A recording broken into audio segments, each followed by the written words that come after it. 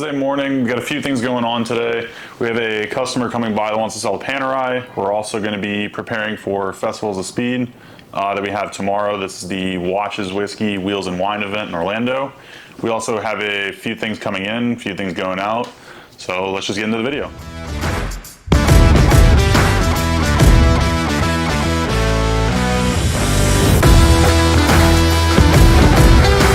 Because it's the watch, his sister's buying the watch for her husband for the wedding.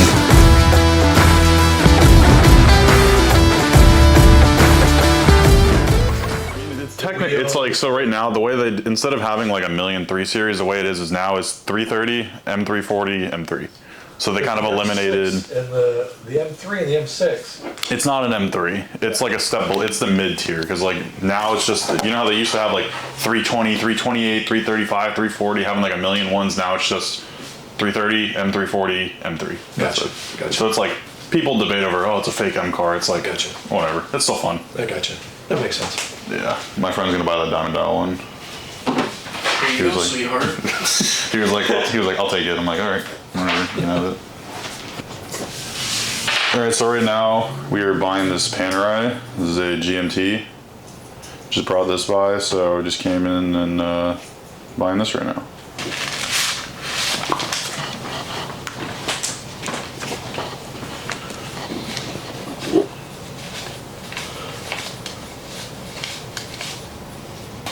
Let me see if I can find this exact Breitling. So it's Super Ocean Heritage 44 reverse Panda. So it'll be Breitling Super Ocean Heritage 44 Movement B as in Baker 01. B01. Reverse Panda. On the mesh metal bracelet. On the stainless mesh metal bracelet. Yep. Not the Heritage 2, right?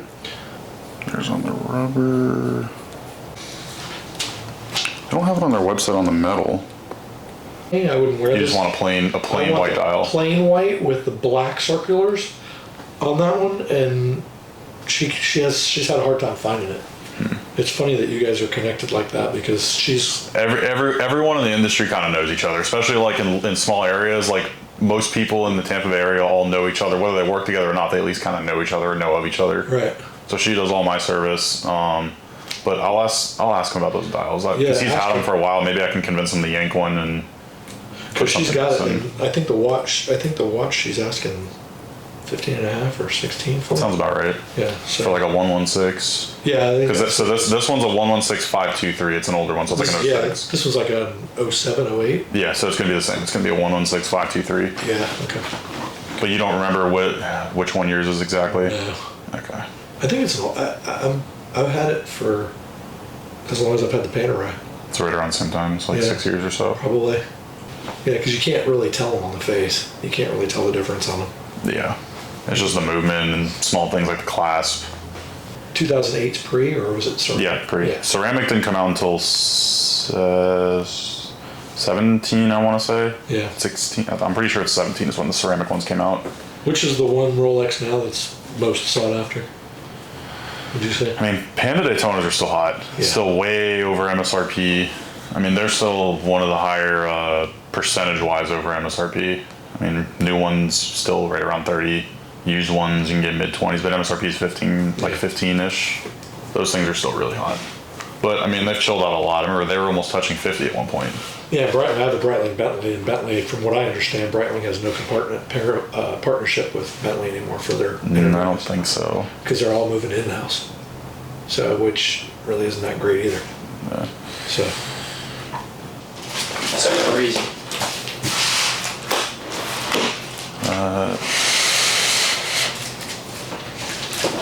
I figure I'll just keep them and use them for stuff at some point whenever I need to swap them out or whatever. Facts. There's a couple in there nice. Like this is a newer one. I know, this one looks nice. Oh, 116. That's for like a hidden clasp. There's another 116. This is the other one. This is a two-tone.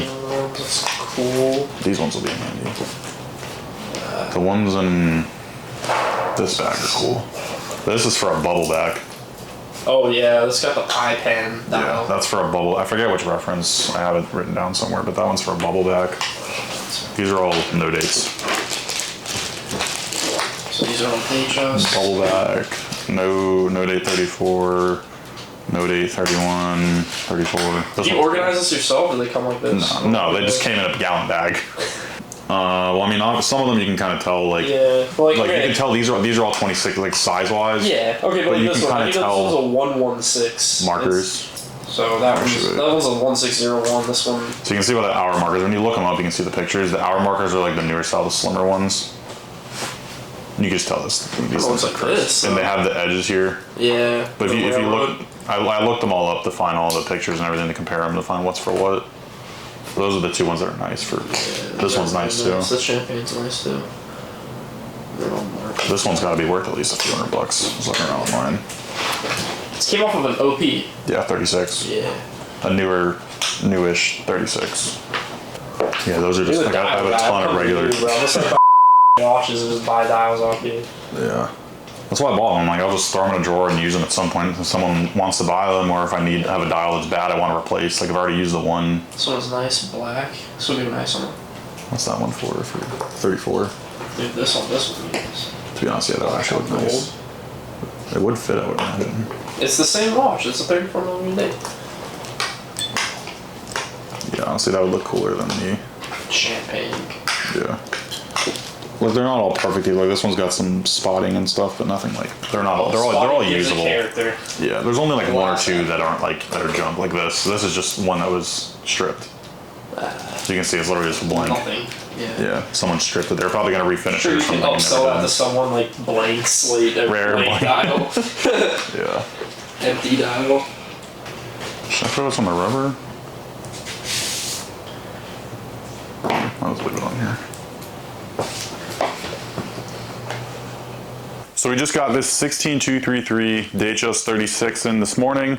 We posted it on Instagram and it sold in 5 minutes. So we're gonna be getting this packaged up in the next day and send it out to a new customer. I really like the color on that. It's a little wild for a Bentley.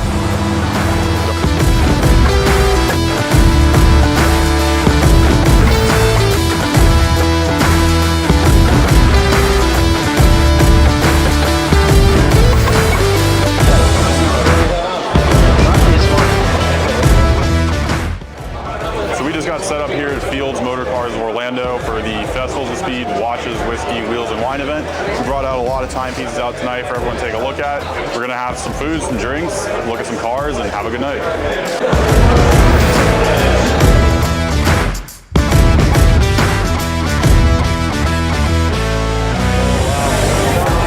That one just sold last week. Everyone's the green now? People call that one the money green dial. That's the mint. The mint green. Oh shit, it's a 41 too? Yeah, they released those like a year or two ago, the mint green dial. What are they going for now, the 41s? Depending on condition and bracelet, like 14s, 15s, 14s, 15s for a 41 in green, yeah. So we just got back from Festivals of Speed. We're unpacking right now, getting the office back in order, and then we're gonna see what the rest of the week has in store.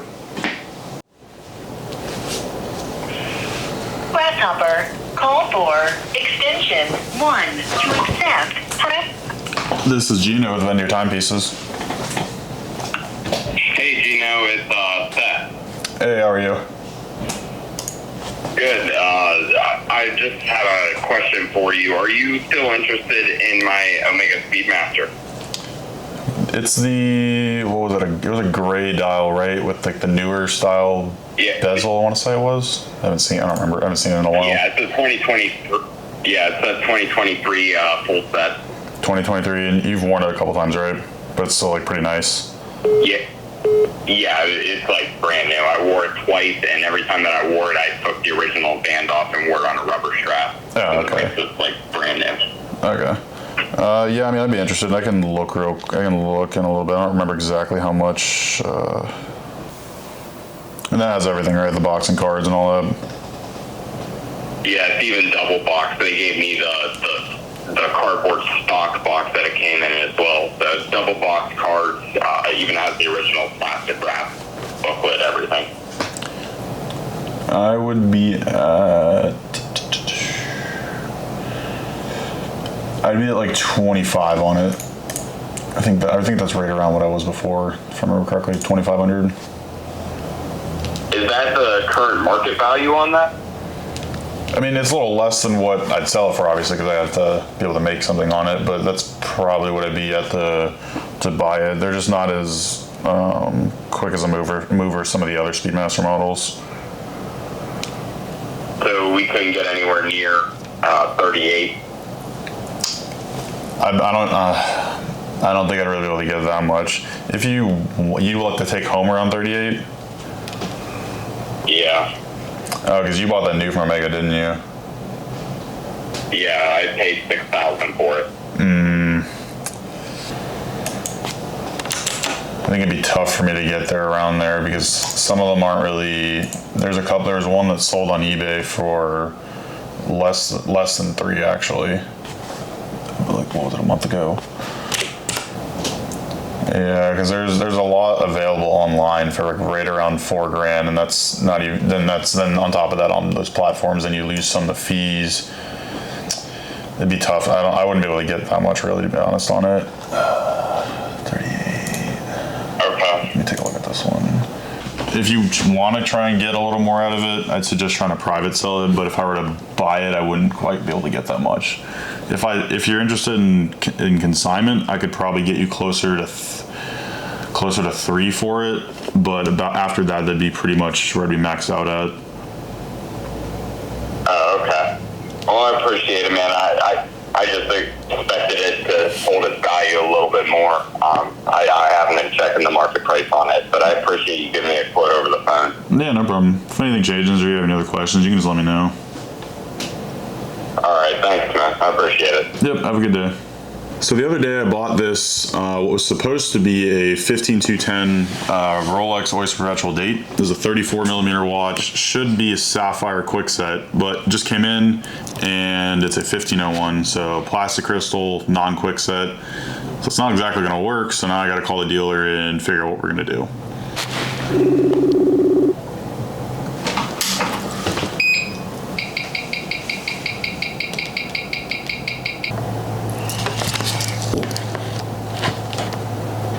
So the dealer just texted me back. He said he just made an honest mistake. He had it written down correctly in his inventory as a 1501, but he just messed up and had 15210 in his mind for some reason, which accidents happen. I'm not that worried about it. Just figuring out right now if I want to, he said I can get a partial refund or if I just want to send it back. So I'm going to see what I want to do.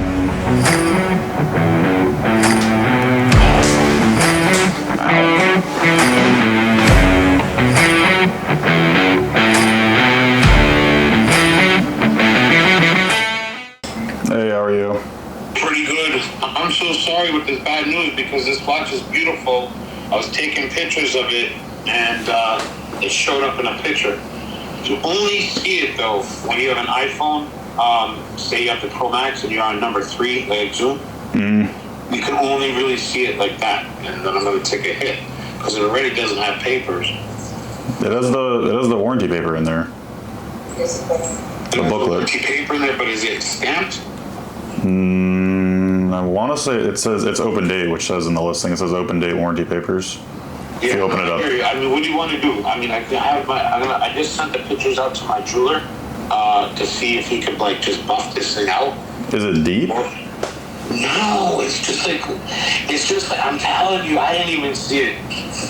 You know what I mean? We didn't even see it until like the last picture when we're taking a zoomed in picture for the just the face. You know what I mean? Just the whole dial itself. Mm-hmm. But all throughout the other pictures, you know, all different angles, you can't see it. And it was the last picture that we noticed it on. Okay, I mean, I feel like a quick little run over a polish wheel should fix that. I would assume. I just wanted to make you aware of it.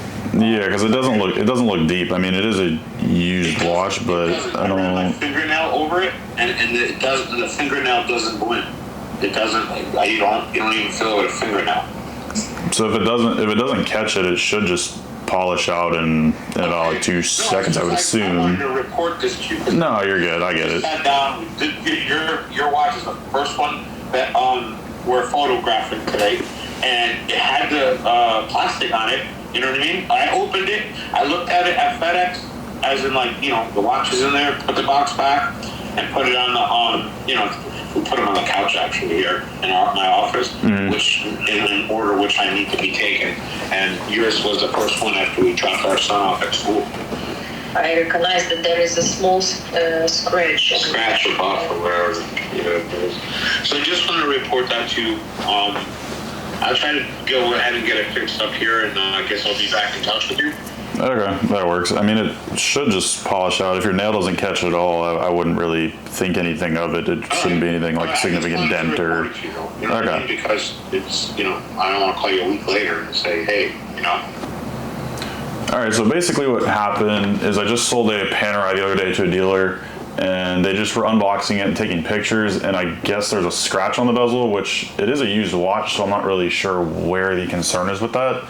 It's a older Panerai GM, not that old, like probably like a few years old, GMT, and it was disclosed as a used watch, so I'm not really sure what the concern is with the scratch, considering it should have normal wear, but I guess we're just gonna wait and see what happens with that.